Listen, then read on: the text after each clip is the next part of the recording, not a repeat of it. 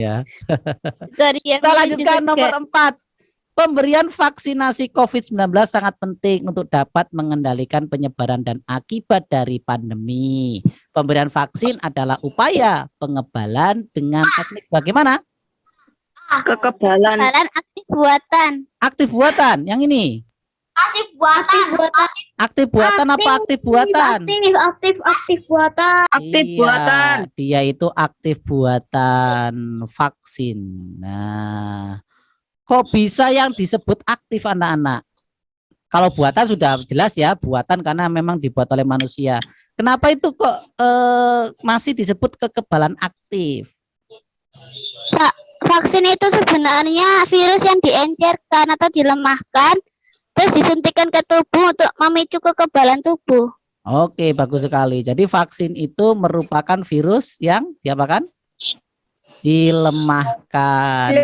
Gunanya memicu. Jadi peran antibodinya itu, peran dari tubuhnya itu masih sangat diperlukan. Jadi untuk memicu antibodi. Antibodi inilah yang nanti akan membuat tubuh kita menjadi kebal. Nah, begitu anak-anak ya.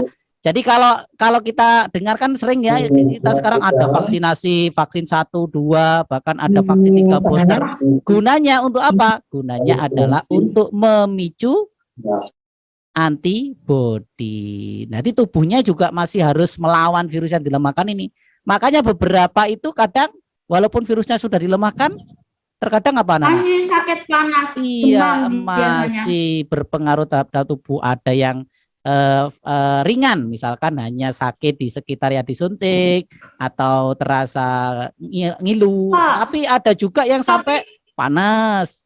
Bahkan juga ada yang sampai meninggal dunia. Itu juga ada beberapa kasus. Tapi saya aneh. Kenapa? Tapi saya aneh, Pak. Kenapa? Tapi saya aneh. Soalnya yang disuntik tangan, yang sakit kaki. Ya mungkin kakinya habis kesandung ya. Enggak. Kenapa vaksinnya tuh diulang sampai 3 kali? Kenapa vaksinnya diulang sampai 3 kali anak-anak? Siapa yang tahu? Soalnya kan ada namanya di sini ada 3. sel B. Nah ini bisa lupa kadang-kadang sel B kita tentang antibodi yang harus dibuat. Jadi diulang terus supaya kekebalannya tetap kuat dan Terus varian coronanya betul kan sekali. cuma 1. Ya, ada beberapa penyebab kenapa kok harus diulang. Salah satunya pengebalan itu ya harus dilakukan dengan penguatan. Jadi agar memori antibodinya itu menjadi tahu atau menjadi lebih kenal terhadap virus, karena kita tahu virusnya itu adalah virus yang terus bermutasi ya, bahkan memiliki berbagai macam varian. Nah, ini yang dikhawatirkan kita tidak mengenali virus tersebut. Ya, seperti itu. Nanti walaupun ada virus yang baru lagi, apakah perlu divaksin lagi? Apakah cukup yang lama? Bisa jadi ya. Bisa jadi ada nanti vaksin booster yang keempat. Waduh ya. masa ada vaksin booster Jangan didoain gitu dong, Pak. Loh iya, beberapa daerah misalkan kemarin di Hong Kong sama Taiwan itu sudah ada vaksin yang keempat karena ada mutasi dari jenis A. Jadi varian A itu bermutasi. Nanti Politron, Megatron, Poptron. Sebenarnya itu diambil dari simbol-simbol fisika kalau Iya. Oke, sebentar. Beta, gamma, omikron, delta, terus lambda itu semua dari fisika. Kenapa kok disebut omikronnya? Kemarin alasannya pengambilan nama omikron. Ada virus baru, Pak. Ya, oke, sebentar. Kita lanjutkan ini dulu. Yang pengebalan pasif buatan ini contohnya apa ya? Kalau yang aktif buatan kan vaksin. Kalau pasif buatan contohnya apa? Serum anti bisa ular. Iya, itu serum. Misalkan serum ular, misalkan ya. Nah, itu ada nggak, Pak? Ada. Jadi virus serum. Nanti kalau misalnya kita kegigit sama ular berbisa kayak ular kobra, pasti disuntik antivenom namanya. Ya, kobra salah satunya. Tapi kalau king cobra masih belum ada di Indonesia. Kalau kobra biasa yang kecil itu masih ada serumnya. Jadi orang yang terkena bisa kobra karena digigit, itu kalau bisa segera mungkin dibawa ke puskesmas karena setiap Serum itu apa? Nah, serum itu merupakan apa kira-kira? Merupakan Sebenarnya dia kekebalan, dari bisa ular itu sendiri. kekebalan yang langsung didapatkan ketika dia itu diberikan. Jadi tidak perlu adanya tubuh untuk melakukan atau pembuatan antibodi. Jadi antibodi yang sudah jadi dimasukkan dalam tubuh kita untuk segera segera menetralkan racun yang ada. Karena kalau menunggu yang lama harus bahaya ya. apa? Kalau vaksin itu terbentuknya bisa Vaksin itu kan beberapa kita lama. Sakit dulu, terus Ah. habis itu antibodi terbentuk. Kalau saya kok udah langsung dapat antibodi. Gitu. Lah kalau kita terkena misalkan kobra ya, kalau bisanya kobra. Nah, kita butuh waktu yang lama apa yang harus singkat atau harus cepat penanganannya? Harus cepat. Harus cepat. Jangan diberi vaksin ya, nanti terlalu lama beri serum. Ya. Emangnya racun ular itu apa aja ya? Wah, iya banyak racun ular. Ada ular hijau, tahu ular hijau enggak? Ada ular weling. Nah, ular weling itu yang berwarna lorek-lorek itu. Welang-weling, Pak.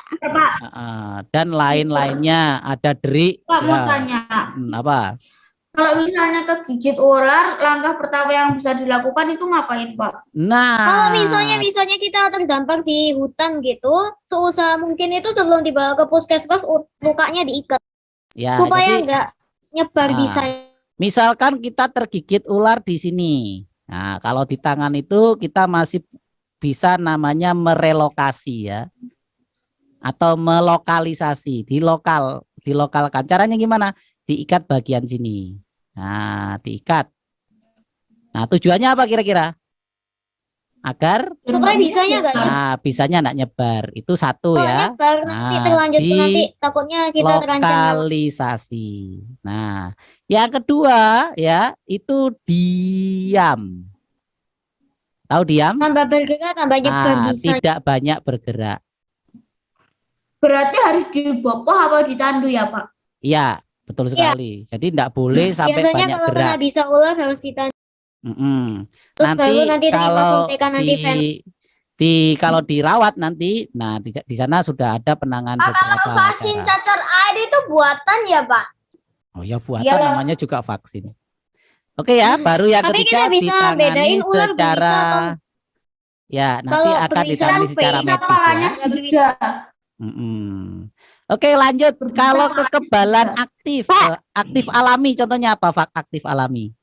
Contohnya Ya, misalnya kita kena sakit suatu sakit. penyakit gitu. apa terus berurusan sakit itu tubuhnya kebal dengan penyakit yang bikin sakit itu, Pak. Ya, jadi kebal karena apa? Setelah atau sembuh kena dari sakit. sakit ya. Pak, Sembuh kalau dari sakit. paracetamol itu termasuk kekebalan pasif buatan, Pak. Kenapa? Kalau paracetamol itu kekebalan termasuk bukan. kekebalan pasif Itu buatan. obat Paracetamol itu. obat. Paracetamol obat. Nggak Beda mungkin lagi kita dapat sama kekebalan. kekebalan. Paracetamol kan cuma asal menurunkan nyeri sama suhu badan. Paracetamol itu hanya sementara ya, sementara saja. Jadi tidak, sebenarnya bukan penyembuh, tapi dia meringankan sakit dan panas. Jadi panasnya diturunkan. Tapi penyebab aslinya dari sakit itu harus dicari. Nah, kalau obat anak-anak bedanya, kalau selesai obatnya habis, maka tubuh kita tidak terasa atau tidak mengalami pengebalan terhadap penyakit tersebut. Tapi misalkan seperti aktif alami, kita habis pilek misalkan, maka kita akan kebal terhadap virus pilek tersebut. Satu lagi nih, kekebalan pasif alami. Contohnya apa? Pasif tapi yang alami. Contohnya itu bayi baru lahir mendapat antibodi melalui plasenta. Melalui ASI, plasenta. Nah, ASI, betul sekali. ASI itu ada yang namanya kolostrum. Yaitu cairan air susu yang berwarna apa? Bening. Berwarna bening. Jadi di awal ibu melahirkan itu ya, awal ibu melahirkan Itu pasif atau aktif, Pak? itu aktif buatan.